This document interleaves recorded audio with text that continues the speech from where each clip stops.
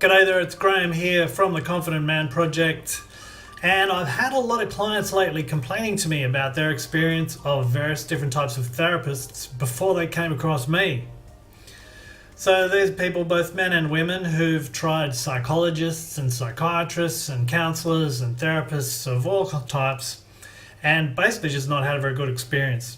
And I can relate to this. In fact, just the other week, because I'm at college now studying music full time, I was finding that some of my adolescent insecurities were being triggered by some of the other students. So I thought I'd go along and see one of the counsellors at the student counselling unit, and I ended up having an experience with a psychologist which just did not feel good at all. It felt absolutely terrible. So with that in mind, I thought I would make some videos about how to choose a really effective therapist. To start with, to understand how to choose an effective therapist, it's good to understand a little bit about what therapy really is and what it does. And to understand that, it's helpful to understand a little bit about how our brains work, and particularly a mechanism that can occur in our brain that's related to trauma. So my definition of trauma is that it's the unpleasant residual emotional charge left in our brain and central nervous system attached to memories of emotionally overwhelming events from the past. So what happens in life when things are going well is everything that we do, we're going to have a feeling about. Every experience that we have, we're going to have some kind of emotional reaction to. And when things are going really well, we're able to express that feeling at the time, and feelings come and feelings go, and everything is fine. However, what often happens to us is we end up having experiences, particularly when we're very young, that can be emotionally overwhelming. And this can be heightened if we are in a society like modern Western society where we're taught to suppress certain emotions, or if we have a religion that teaches us that certain emotions are not okay, or if we have family conditioning that teaches us that certain emotions are not okay, then our threshold for what constitutes an overwhelming emotion can effectively be lowered. And we can end up having painful experiences that we can't fully process emotionally at the time.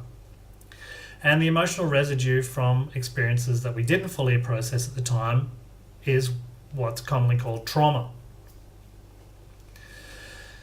Now, the reason why trauma can be a problem is because of the way that memory and emotion are connected in our brain.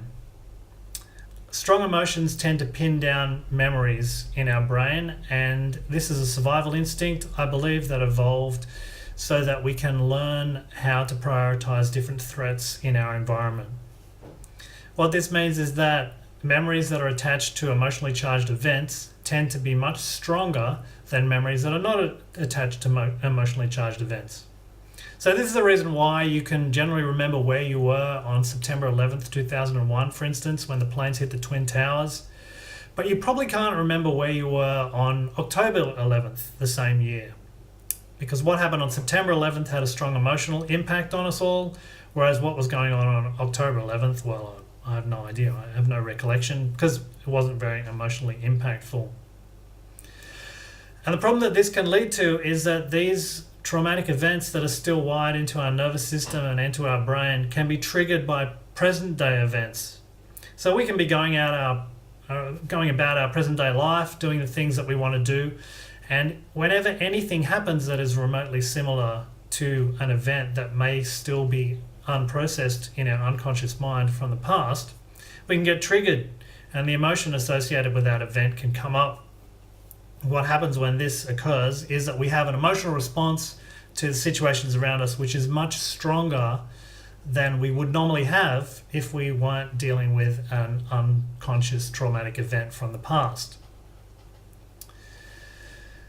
As a result of this, we can end up acting in ways that are not in our best interest, and we can even end up being very afraid of going into situations that are remotely like events that have happened in our past, simply because we don't want to have that trauma triggered. We don't want to experience those unpleasant events.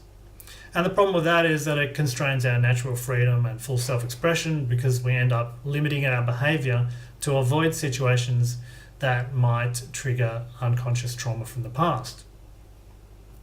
Now, if you've experienced trauma growing up in a family like I did, where there was emotional abandonment or conflict that was dealt with in ways that were very frightening, some examples might be that you might avoid intimate relationships because it doesn't feel safe to have strong feelings towards other people or from other people.